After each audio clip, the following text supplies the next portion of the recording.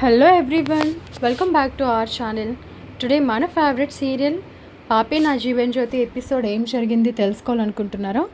అయితే ఖచ్చితంగా video starting నుంచి ఎండింగ్ వరకు స్కిప్ చేయకుండా చూసేయండి. అయితే దానికంటే ముందు ఏం చేయాలో తెలుసు కదా, మన ఛానల్ని సబ్స్క్రైబ్ చేసుకోండి, ఫాలో కూడా చేయండి.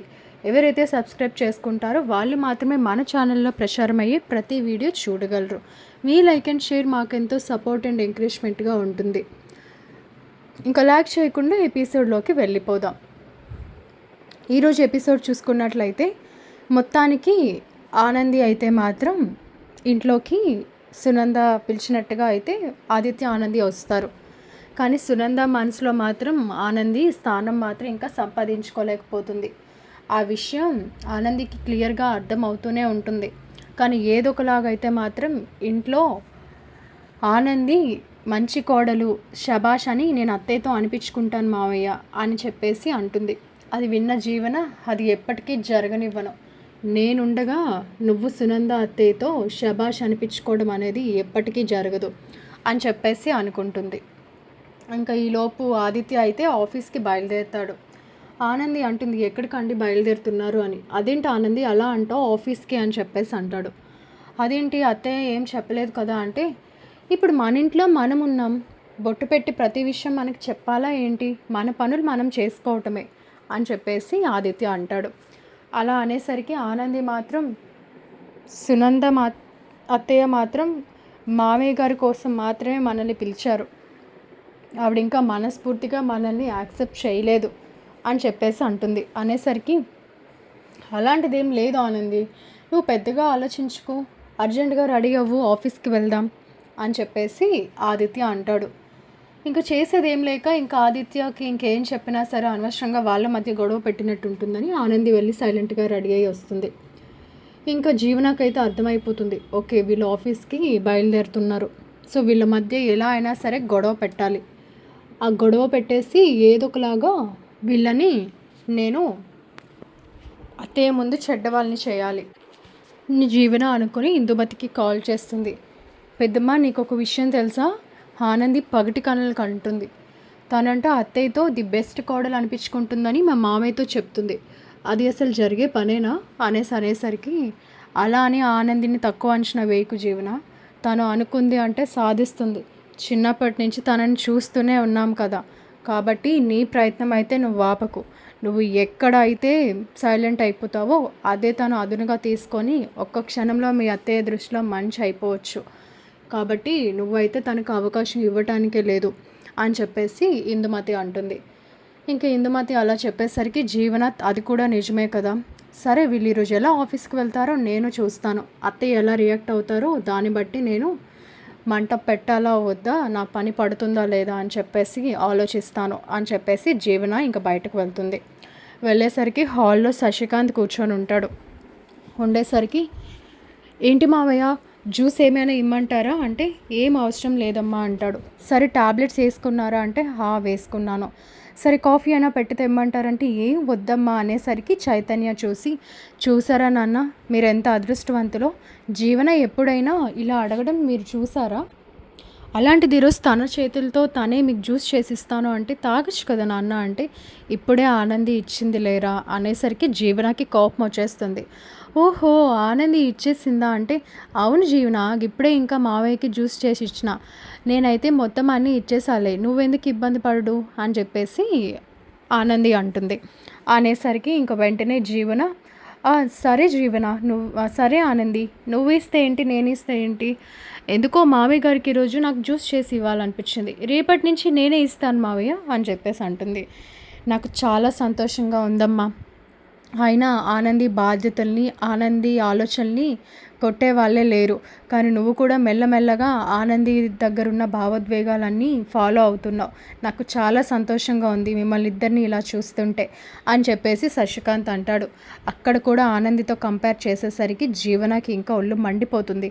ఈలోపు సునంద కిందకు వస్తుంది. ఇంకా ఆదిత్య అయితే ఆఫీస్ సూట్ కేస్ పట్టుకొని నిల్చుంటాడు. అమ్మ ఆఫీస్కి వెళ్దాం అనేసరికి తనకేదో కాల్ వస్తున్నట్టు, సరే సరే నేను వస్తున్నాను మేనేజర్ గారు అని చెప్పేసి అసలు పట్టించుకోకుండా సునంద అక్కడి నుంచి వెళ్ళిపోతుంది. అప్పుడు ఆదిత్యకు అర్థమవుతుంది సునంద కావాలనే అవాయిడ్ చేస్తుంది.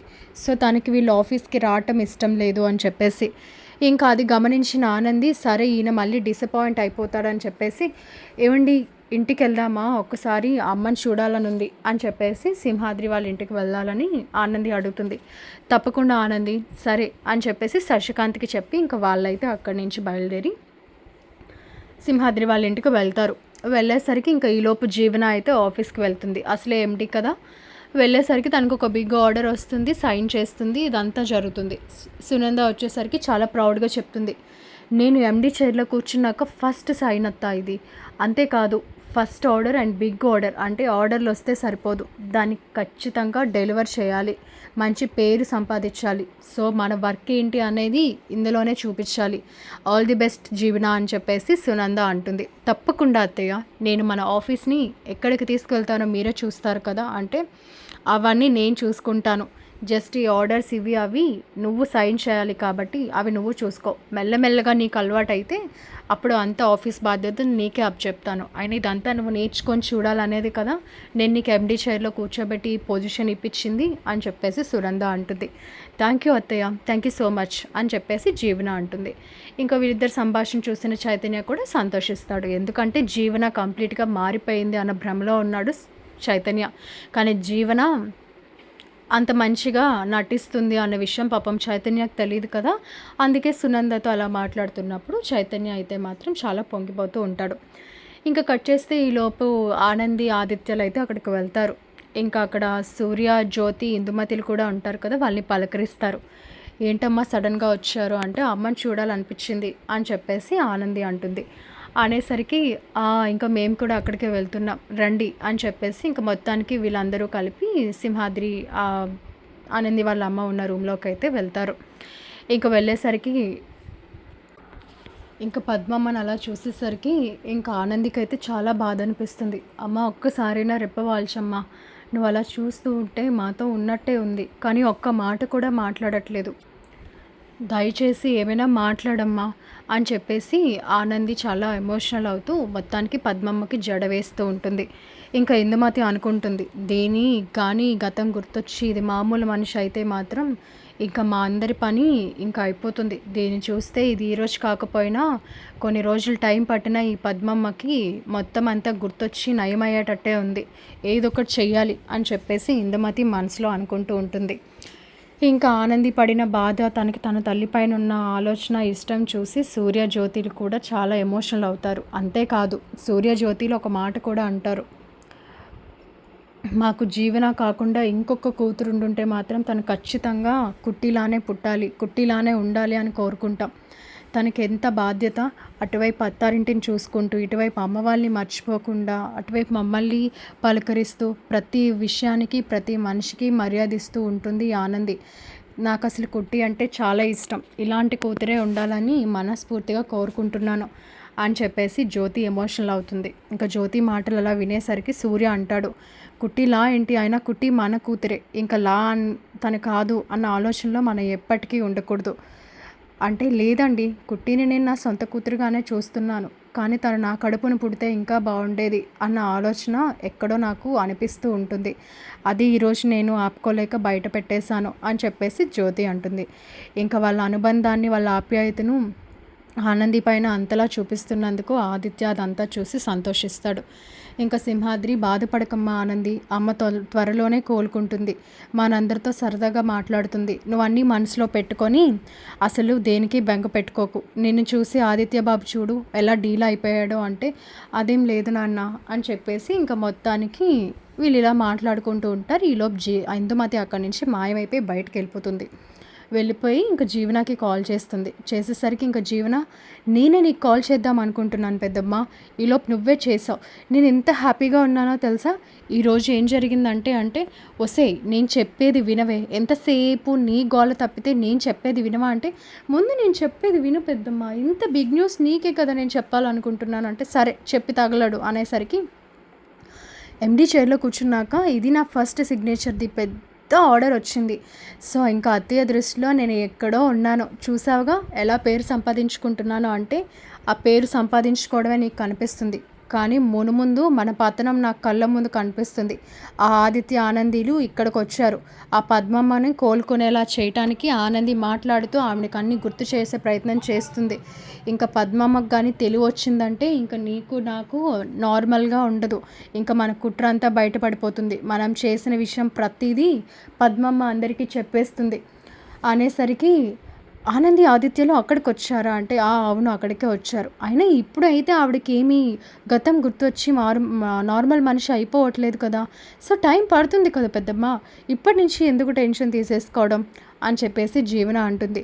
టెన్షన్ తీసుకోవడానికి నువ్వు నేను చేసింది ఏమైనా చిన్న చిటకా విషయాలేంటే, ఆ తాండవాన్ని చంపేసి ఆ కేసు తీసుకువెళ్ళి మనం ఆదిత్య పైన వేసేసాం. ఆ విషయం ఇంకా ఎక్కడ బయటపడుతుందా అనేలోపు ఆదిత్య నిర్దోషిగా బయటపడ్డాడు. పోన్లే ఈలోపైన వీళ్ళు కుటుంబానికి దూరంగా ఉన్నారు అని చెప్పేసి అనుకుంటే ఎలాగొకలాగా మీ అత్తయ్యకి దగ్గరయ్యారు. ఈరోజు కాకపోయినా రేపైనా ఆవిడ అర్థం చేసుకుంటుందేమో అని నాకు అనిపిస్తుంది. అంతేకాదు ఆనంది తెలివితేటలు తన మంచితనంతో మొత్తానికి అందరినీ ఆకట్టుకుంటుంది. ఇంకా చెప్పాల్సిన విషయం ఏంటంటే నువ్వు శంభు రెండో కూతురు అనే విషయం ఆ పద్మమ్మకి తెలుసు, ఇంక ఎవ్వరికీ తెలీదు. ఆ విషయం కానీ తనకి మెలకు వచ్చి అది నార్మల్ మనిషి అయితే ఇంకా ఆ విషయం చెప్తే నీ పరిస్థితి ఏంటో ఒక్కసారి ఆలోచించు. అందులో పిల్లల్ని మార్పిడి చేసి ఆ విషయం తెలిసి కూడా నేను ఇంట్లో బయట పెట్టలేదు. నువ్వు అసలైన జీవనవి కాదు, ఆనందియే అసలైన జీవన అన్న విషయం సూర్యజ్యోతికి తెలిస్తే మన పరిస్థితి ఏంటో ఒక్కసారి ఆలోచించావా? అయినా కూడా నా టెన్షన్ అంతా అది కాదు. నువ్వు నీ వర్క్ విషయంలో పడి ఇవేవి పట్టించుకోవట్లేదు. ఇందులో ఒక్క విషయంలో మనం దొరికినా ఇంకా మన బతుకు కుక్క చింపిన ఇస్తరాకే, గుర్తుపెట్టుకో అనేసరికి ఇంక వెంటనే జీవన అయినా ఆనందికి కూడా తెలుసు కదా పెద్దమ్మ, సూర్య డాడ్ అండ్ మామే వాళ్ళు సొంత అమ్మ నాన్న అని చెప్పి, కానీ తను చెప్పదు కదా అనేసరికి తను అయితే చెప్పదు. ఎందుకంటే తను కానీ ఏ రోజైతే సూర్యజ్యోతిలు తన సొంత అమ్మా నాన్న అని బయట పెడుతుందో ఆ రోజు వాళ్ళ అమ్మా నాన్న చనిపోతారని కోయిదారు ద్వారా చిన్నప్పుడే మేము అబద్ధం చెప్పించాను. అది తెలుసుకున్న ఆనంది ఇప్పటికీ తన సొంత అమ్మా నాన్న జ్యోతి సూర్యలే అని తెలిసినా కూడా వాళ్ళతో ఎప్పుడూ ఆ విషయం చెప్పలేదు, ఇంకా ఎప్పటికీ చెప్పదు కూడా. తనకు అసలే మూఢనమ్మకాలు ఎక్కువ, భక్తి ఎక్కువ. ఇంకా కోయిదొరతో అలా చెప్పించేసరికి తను నిజమే అనుకొని పాపం పిచ్చిది వాళ్ళ అమ్మ నాన్నకి దూరంగా ఉంటూ ఇలా సింహాద్రి పద్మమ్మని తన అమ్మ నాన్నగా చూసుకుంటూ బాధపడిపోతుంది అని చెప్పేసి ఇందుమతి అంటుంది. ఇంకేం పెద్దమ్మ, ఇంకా ఇంత జరిగాక ఆనంది చెప్పదు. ఆ పద్మమ్మకి ఇప్పట్లో ఎలాగూ నయం కాదు కాబట్టి ఇంకా నీకు నాకు టెన్షన్ దేనికి అంటే, టెన్షన్ అంతా దీనికోసం ఒక ఎత్తు అయితే ఇంకొకటి కూడా ఉంది. నువ్వు చేయాల్సిన 2 పనులు ఎప్పుడు చేస్తావు, అది మనం చాలా తొందరపడాలి. నువ్వు లేట్ చేస్తున్న కొద్దీ ఇంకా ఇది లాగ్ అవుతూనే ఉంటుంది. నువ్వు అర్జెంటుగా ఎలాగో ఎండి చైర్లో కూర్చున్నావు, ఏదో ఒకటి చేసి ఆ ఆస్తినంతా కాజేయాలి. మీ అత్తయ్య పేరు మీద మీ మావయ్య గారి పేరు మీద ఉన్న ఆస్తులన్నీ నీ పేరు మీదకి రాయిపించుకొని వాళ్ళ ఇంట్లోంచి బయటకు గెంటేయాలి. అలాగే ఇక్కడ సూర్య జ్యోతిలకి నువ్వు ఒక్కరి దానివే కూతురు కాబట్టి ఇక్కడున్న యావదాస్తిని కూడా నీ పేరును రాయిపించుకొని వాళ్ళని కూడా బయటకు గెంతేయాలి. నా పగకి వారసురాలుగా నువ్వు పేరు నిలబెట్టాలి అని చెప్పేసి ఇందుమతి అంటుంది. తప్పకుండా పెద్దమ్మ, నేను కూడా అదే పనిలో ఉన్నా. ఇంకా ఇప్పుడిప్పుడే కదా ఎండీగా పర్మనెంట్ అవుతున్నాను. ఇంకా ఇందులో ఒక నమ్మకాన్ని వీళ్ళ దగ్గర సంపాదించుకొని నటిస్తాను కదా, అది జరిగేసరికి ఖచ్చితంగా ఇవన్నీ నేను చేస్తాను, నువ్వు అలా చూస్తూ ఉండు అని చెప్పేసి జీవన అయితే ఇందుమతితో అంటుంది. ఇంకా ఇందుమతితో ఇలా అనేసరికి శబాష్, నాకు నచ్చే మాట చెప్పావు. ఇంకా మొత్తానికి ఆ ఆనందినైతే మాత్రం ఎలాగొకలాగా మీ అత్తయ్య దగ్గర చెడ్డదాన్ని చేశాం. ఆ రోజు ఆ మీడియా విషయంలో కూడా తన తప్పు లేకుండా తనే కావాలని పిలిపించి ఇంటి పరువు తీయించింది అని చెప్పి ఎలా అయితే తనని చెడ్డదాన్ని చేశామో ఇప్పుడు కూడా అలాగే అడుగడుగునా నీ చేతికి నా చేతికి మట్టంటకుండా ఆనందిని మీ అత్తయ్యకి దూరం చేస్తూ ఉండు. వాళ్ళిద్దరి మధ్య ద్వేషం అనే గోడ కట్టేసాయి. మీ అత్తయ్యకి ఆనందిని చూడాలి, తన పేరు ఎత్తాలి అన్నా సరే ఇంకా ఎక్కువ అసహ్యం కలిగేలాగా ప్రయత్నించు. చైతన్యాన్ని నీ గుప్పెట్లో పెట్టుకో.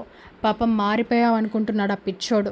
సో తనకి ఎలాంటి అనుమానం రాకుండా అదే కంటిన్యూ చేయి. నేను నీకు పదే పదే ఈ విషయాలన్నీ గుర్తు చేయలేను, కాబట్టి ఇంకా జాగ్రత్తగా ఉండు. ఇదంతా మన ఇద్దరం కలిసి చేస్తున్నాం అన్న విషయం ఎప్పటికీ తెలియకుండా, అనుమానం రాకుండా నీ చేతికి ఆ ఆస్తినంతా చేజెక్కించుకో అని చెప్పేసి ఇందుమతి ఇంకా జీవనకు అన్ని విషయాలు మాట్లాడుతుంది.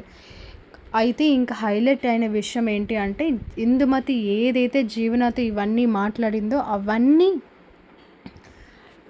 ఆనంది అయితే వినేస్తుంది. వినడమే కాదు, స్టార్టింగ్ టు ఎండింగ్ ఇందుమతి జీవనతో మాట్లాడిన ప్రతి మాట వీడియో రికార్డ్ చేస్తుంది. ఇంకా తను ఇంకా షాక్ అయిన విషయం ఏంటి అంటే, తన అమ్మా నాన్న సూర్య జ్యోతిలని తెలిసినా కూడా చెప్పనివ్వకుండా కావాలనే ఇందుమతి చేసింది. చిన్నప్పుడు ఆ లేని కోయిదొరతో వచ్చి నాకు లేనిపోని మాయ మాటలు చెప్పించి నేను నిజాన్ని బయట పెడితే వాళ్ళు చనిపోతారని నాకు చెప్పించిన మాట కూడా అబద్ధమే మాట. ఇన్నాళ్ళకి నాకు ఈ నిజం బయటపడింది. మొత్తానికి ఖచ్చితంగా నేను ఇది వెళ్ళి అమ్మా నాన్నకి చూపించాలి. అలాగే వీళ్ళు చేసిన కుట్రలన్నీ కూడా బయటపడ్డాయి. ఆ తాండవాన్ని చంపింది మరి ఎవరో కాదు, ఈ జీవన ఇందుమతిలే చంపేసి ఆ నేరం తీసుకొచ్చి ఆదిత్య గారి పైన మోపాలని ప్రయత్నించారు. ఇది తెలియక మొత్తానికి మేము ఆదిత్య గారిని నిర్దోషిగా అయితే బయట పెట్టాం, కానీ నేరస్తులు ఎవరు అనేది తెలుసుకోలేకపోయాము. వీళ్ళు ఇంతే కాకుండా ఆస్తి కూడా కాజేసేసి ఇటు మా అమ్మా నాన్నని రోడ్డును తోసేసి అటువైపు మా అత్తయ్య మావయ్యని కూడా రోడ్డును తోసేసే ప్లాన్లో ఉన్నారా. ఇంకొక విషయం, మా అత్తయ్యకి కళ్ళు తెరిపించే విషయం నేను ఇప్పుడు పోయి అడుగుతాను. నేను ఆ రోజు మీడియా విషయంలో ఏ తప్పు చేయలేదు అత్తయ్య అన్నా కూడా ఆవిడ నమ్మలేదు. ఇది విన్నాక చూశాక ఎలా రియాక్ట్ అవుతారో వీళ్ళ పరిస్థితి ఏంటో నేను నిరూపించాలి. ఇంకా నువ్వు ఆలోచించడానికే లేదు ఆనంది, ఖచ్చితంగా వాళ్ళకి తగిన గుణపాఠం నువ్వు చెప్పాలి అని తనలో తాను అనుకొని ధైర్యం తెచ్చుకొని ఇంకా ఆనంది అయితే ఆ వీడియో పట్టుకొని వెళ్ళి జ్యోతిని సూర్యని పిలుస్తుంది. పిలిచి ఆ వీడియో చూపిస్తుంది. ఒక్కసారి ఈ వీడియో చూడండి నాన్న అంటుంది. అసలు ఎప్పుడు లేనిది తను అంత ఆప్యాయంగా నాన్న అనేసరికి వీళ్ళు చాలా సంతోషిస్తారు. కానీ ఏమైందమ్మా కుట్టి అనేసరికి ఇందుమతి మాట్లాడిన మాటలన్నీ సూర్య వినేస్తాడు. ఆ జ్యోతి కూడా చూస్తుంది, సింహాద్రి చూస్తాడు, ఆదిత్య కూడా అక్కడే ఉంటాడు. ఇంకా వీళ్ళ కుట్ర అంతా బయటపడిపోతుంది. నిజమైన కూతురు ఆనంది అనే విషయం జ్యోతికి సూర్యలకి తెలిసేసరికి చాలా ఎమోషనల్ అవుతారు. వాళ్ళు ఇంతకు ముందే కదా తను మా కడుపును పుడితే బాగుండు అనుకున్నారు, కానీ నిజమైన జీవన అసలైన ఆనంది తినే అని చెప్పిన విషయం ఇందుమతి జీవనతో మాట్లాడిన వీడియోలో ఉండటంతో చాలా సంతోషిస్తారు. అలాగే తన కూతుర్ని ఇన్ని సంవత్సరాలు వాళ్ళకి దూరం చేసినందుకు ఇందుమతి పైన చాలా కోపం వస్తుంది. అంతేకాదు సునంద ఆదిత్య పైన వీళ్ళు చేసిన కుట్రలను కూడా ఆ వీడియోలో తెలియటంతో సునందకి ఆ వీడియో పంపించి ఈ విషయం అంతా మాట్లాడతాడు సూర్య. ఇంకా ఈ వీడియో చూసి ఈ నిజం తెలుసుకున్న సునంద ఇంకా అక్కడి నుంచి శశికాంత్ని తీసుకొని ఇంకా ఎక్కిన బయలుదేరి ఇక్కడికి వస్తుంది. వచ్చేసరికి ఇది ఏమీ తెలియని ఇందుమతి నంగనచ్చిలాగా లోపలికి వచ్చి ఏం జరిగింది, ఎందుకు అలా చూస్తున్నారు, ఏం బాధపడకమ్మా ఆనంది, పద్మమ్మకి త్వరలోనే నయమైపోతుంది అనేసరికి ఇంకో వెంటనే జ్యోతి వచ్చి చెంప పగలగొడుతుంది. ఛీ ఆపు నీ నాటకం, పద్మమ్మ ఈరోజు ఈ పరిస్థితికి రావటానికి కారణమే మీరు చేసిన కుట్రలన్నీ పద్మమ్మకి తెలుసు, ఎక్కడ బయట పెట్టేస్తుంది అని తనని ఇలాంటి పరిస్థితిలో బతుకున్న జీవశవంలా చేసేసి బాగుపడుతుందని ఆ నంగనచ్చి మాట్లాడుతున్నావా. మా మీదున్న పగతో మా పాప అయిన సొంత ఆనంది తను నా జీవన అనే విషయం నాకు తెలిసింది. సో తనని దూరం చేసేసి తను ఎక్కడ మాకు నిజం చెప్తే మేము చనిపోతామని చిన్నప్పుడు తనని బెదిరించి భయపెట్టి ఆ కోయిదొరతో మాట్లాడించావు. ఇంకా ఎన్ని చెత్త పనులు చేస్తావు, ఇంకా ఎన్ని పనికి మాలిన పనులు చేసి మా జీవితాలతో ఆడుకుంటావు. ఇంతకు మించి నువ్వు ఇంకేం కుట్రని చేయగలవు, మమ్మల్ని విడదీయడానికి ప్రయత్నించడానికి నీకు మనసు ఎలా వచ్చింది, సిగ్గేయట్లేదా అని చెప్పేసి ఇంకా జ్యోతి అయితే ఇందుమతి పైన విరుచుకు పడుతుంది. అసలు ఇంకా తినైతే షాక్ అయిపోతుంది. అసలు నేను మాట్లాడిన మాటలు వీళ్ళకి ఎలా తెలిసాయి, ఈ కోయిదొర విషయం వీళ్ళకి ఎలా తెలిసింది, ఆనంది అసలైన జీవన అనే విషయం వీళ్ళకి నిజం ఆనంది చెప్పేసిందా, అయినా కూడా అది నేను కోయిదొరతో లేని మాట చెప్పించాను అని ఆనందికి తెలియదే, అయితే వీళ్ళకి ఎలా నిజం బయటపడి ఉంటుంది, అయినా ఇప్పుడే కదా నేను జీవనతో మాట్లాడాను అని చెప్పేసి షాక్లో ఉంటుంది ఇందుమతి. ఇంకా ఈలోపు సునంద వచ్చేసి ఇందుమతిని చూసి అసలు కనీసం మాట ఆడకుండా 2 చెంపలు వాగించేస్తుంది ఇందుమతికి. ఏంటి, నా ఆస్తి కాజేసేసి నీ వారసురాలైన ఆ డూప్లికేట్ జీవనాన్ని మా ఇంటి మీదకు వదిలి మా ఆస్తి రాయం చేసుకొని మమ్మల్ని రోడ్డు పాలు చేసి మమ్మల్ని ఇంట్లోంచి నెట్టేస్తారా, అంతేకాదు తాండవాన్ని చంపించేసి ఆ నేరం తీసుకెళ్ళి నా ఆదిత్య పైన తోస్తారా, మీకు తగిన శిక్ష నేను వేయిస్తాను. అసలైన జీవన ఆనంది అనే విషయం మాకు ఇప్పుడే నిజం బయటపడింది. ఈ డూప్లికేట్ జీవన ఆ శంభు రెండో భార్య కూతురు అనే విషయం కూడా మాకు తెలిసింది. ఇన్ని కుట్రలు చేసిన మీకు తగిన శిక్ష వేయటం నా బాధ్యత అనేసరికి ఇంకా ఆనంది అయితే సునందలో వచ్చిన ఆ మార్పు తను అర్థం చేసుకోవడం చూసి సంతోషిస్తుంది. ఇంక సునంద వచ్చి ఆనంది చేతులు పట్టుకొని, నన్ను క్షమించమ్మా, నువ్వే ఆ మీడియాని పిలిపించి ఇంటి పరువు తీపిచ్చావని నేను తప్పుగా నిన్ను అపార్థం చేసుకున్నాను. కానీ నీకు నాకు మధ్య ద్వేషాన్ని పెంచి నాకు నీ మీద కోపం వచ్చేలాగా అసహించుకునేలాగా ఈ లేని జీవన ఈ ఇందుమతి ఇద్దరూ కలిపి గోడ కట్టేశారని నేను అర్థం చేసుకోలేకపోయాను. నిన్ను చాలాసార్లు అపార్థం చేసుకున్నాను. మీ మామయ్య ఎన్నిసార్లు చెప్తున్నా నేను వినలేదు. నువ్వు ఈరోజు నా పసుపు కుంకాలు తిరిగి ఇవ్వటమే కాదు, నా కుటుంబ పరువు కూడా నిలబెట్టావు. అంతా చేయిస్తుంది వీళ్ళని తెలుసుకోలేని అసమర్థత స్థితిలో నేను ఉండిపోయాను. నన్ను క్షమించమ్మా జీవన అని చెప్పేసి ఆనందిని జీవన అని పలుకుతుంది సునంద. ఇంకా ఆనందిని జీవనాన్ని ఫస్ట్ టైం అలా సునంద పిలిచేసరికి సూర్య జ్యోతిలు చాలా సంతోషిస్తారు. ఎందుకంటే వాళ్ళ అసలు కూతురు జీవన ఆనందియే కాబట్టి.